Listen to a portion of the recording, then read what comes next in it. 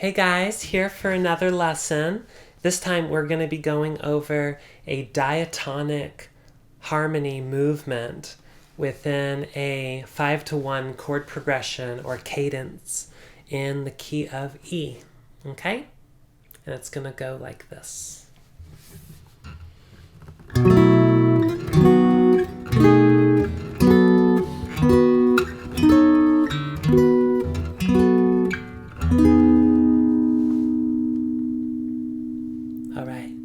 Let's take a closer look.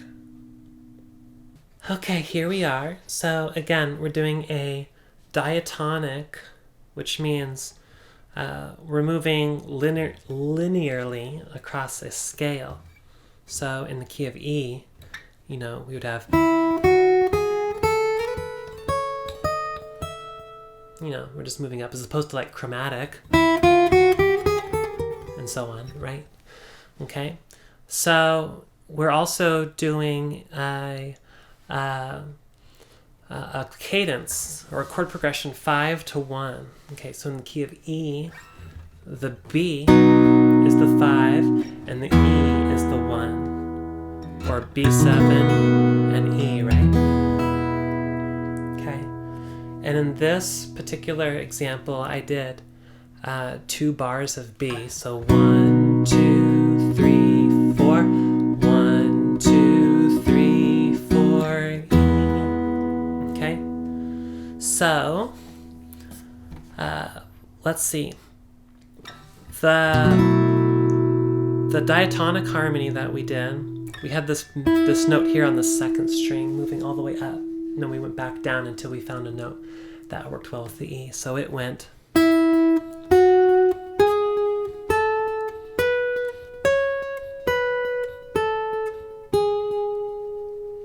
Right? And we did one on each beat. So again, that was 1, 2, 3, 4, 5, 6, 7, 8, and then we end here. And this is the first beat of our E major chord. Okay, here's the bar chord. Here's E major 7. I played it like this with the open E. No barring. Okay, so the first one, this whole thing really takes advantage of the caged system, and I was playing along with the song that I'll be recording soon, and I won't say which one it is, but I was listening to another arrangement of this song, and it was actually a horn section. The whole band was harping on this B7 chord, and then the horn section had this diatonic movement going through it, and I really liked it, so I wanted to find it on the guitar. And basically, every chord shape that I made going up was just a B7 chord, but it had this melody, or a melody walking through it, or that harmony line. So this first one, this is a B7 chord, right? But if we move our pinky up just one more, we end up with this, it's a B7 sus4, okay? We have our root, a 5th, a flat 7. Normally our 3rd would be right here, but we're moving it up to the 4. We can also call it a B11, okay, because it's got the dominant 7 in there, and the 4. Easy way to remember it, 7 plus 4 is 11, right? So there is our B7 with our sus4 or B11. Okay, the next note is this one, and we need to find another B chord. There's a B here, but it's a pretty big jump to go from here to here. I feel like there's some space in between. So if we're using the caged system, we would say that this was the A shape, like an A7. Scoot it up, right? So the next shape in the cage system would be a G. So we have this big G shape, but it's a B chord. Okay? But this is a big chord to make. I made it pretty clear here, but it's a toughie, and I don't like to use the whole thing generally. So the next one I did was this guy, and this is like a small version, right? So we're just using the inside of the shape. So instead of making this big one, we just go here. And now this is also an inversion, because it's a B chord, but we have a third in the bass. Then we have our fifth. Then we have our root. And this note here is a fifth. Okay? So not a fancy chord, it's literally just a B chord. So here we have a B11 to just a B, but it's an inversion with a third on the bass.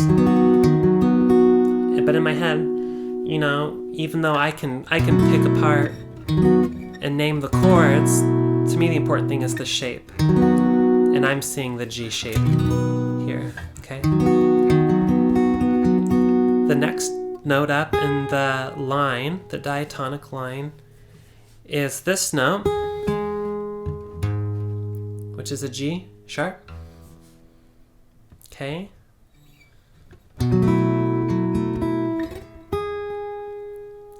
And this time, we are going to use this B.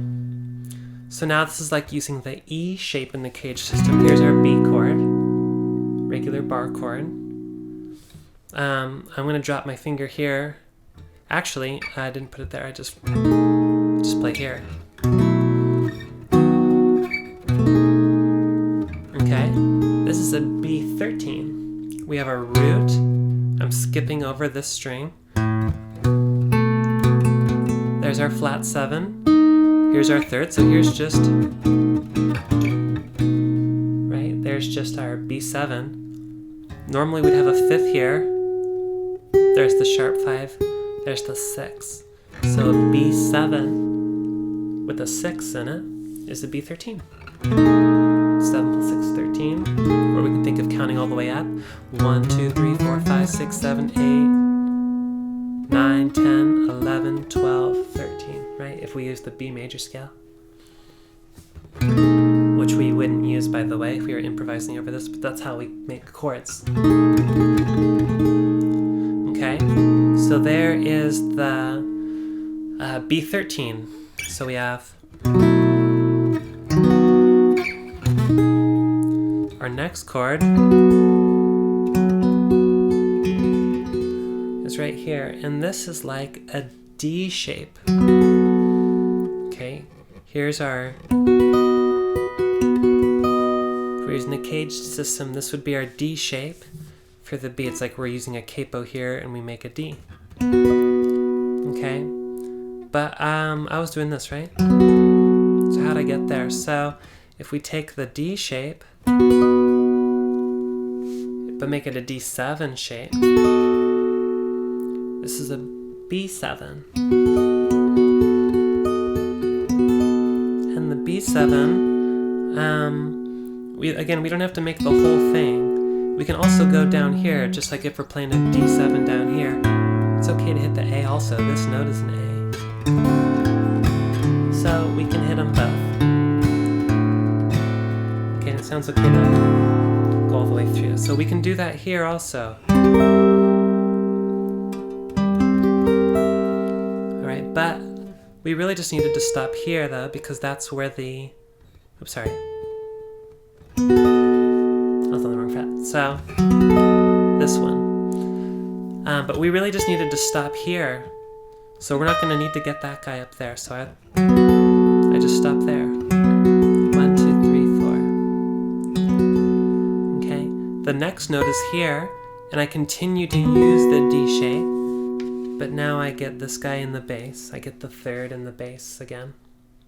Just like I did over here.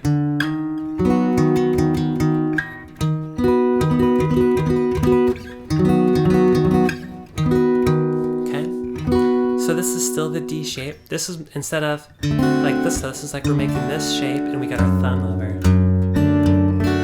One of my favorite chords.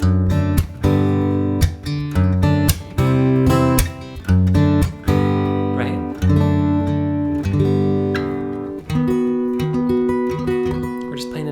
So here's our third, here's our root, here's our fifth, and here's our root again.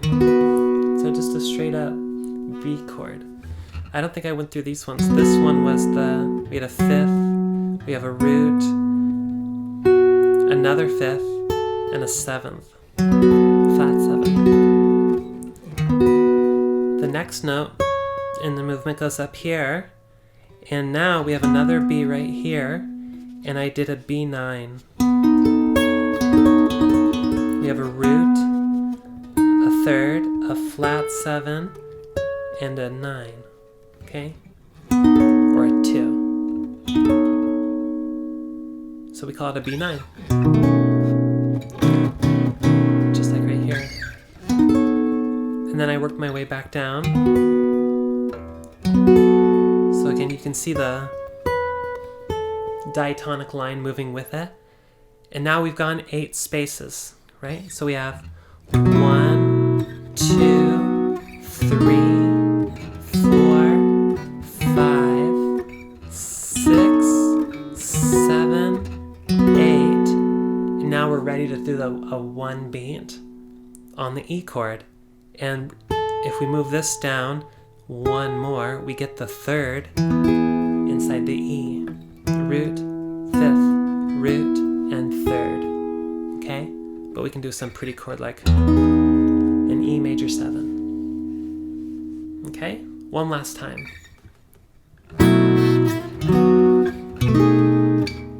Oh, I messed it up. Let's try again.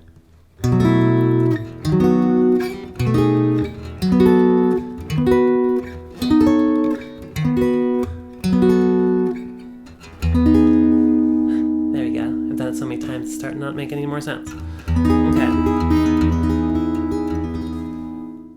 Okay, that's it for this week, and I hope to see you again next time. See you guys later.